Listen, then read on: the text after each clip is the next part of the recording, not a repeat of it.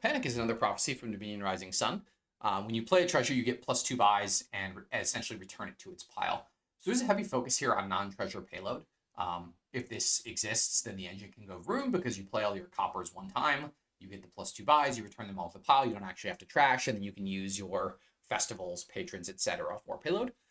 It is kind of like thinning for free when this activates. Obviously, you may want to thin your estates, and maybe you want to thin some coppers along the way just to build up. But you don't really need to thin coppers in a kingdom with panic on it, especially if something like Poet is the activator.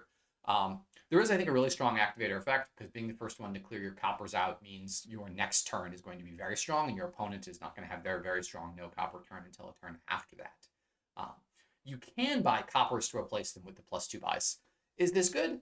It's tough to say. If you've got a big engine that you can draw your whole deck and you're overdrawing, or you have Storyteller or something, then maybe it's worth it to buy a bunch of coppers along the way, especially if you have something like Merchant Guild or Guild Hall that gives you value out of buying those coppers. But often I think you're just going to be adding stop cards to your deck, so it's something you've got to watch out for. The other thing is if there's not really good non-treasure payload, like Bazaar is the only thing that produces coins, then I think something like winning the Bazaar split 6-4 means it's just a lot easier for you to hit provinces.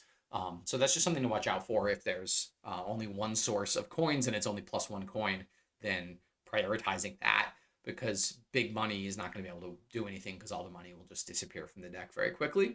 And it makes for some really interesting kingdoms, really focusing on looking at what that non-treasure payload is. And if there's some kind of alt VP, Duchy Duke, where you only need to hit 5 and you can gain those with the Craftsman, then maybe you end up playing an engine where you don't actually focus on getting to 8 to buy provinces. You focus on the alt VP because it's a lot easier to acquire, because getting 8 money without any treasures can often be difficult.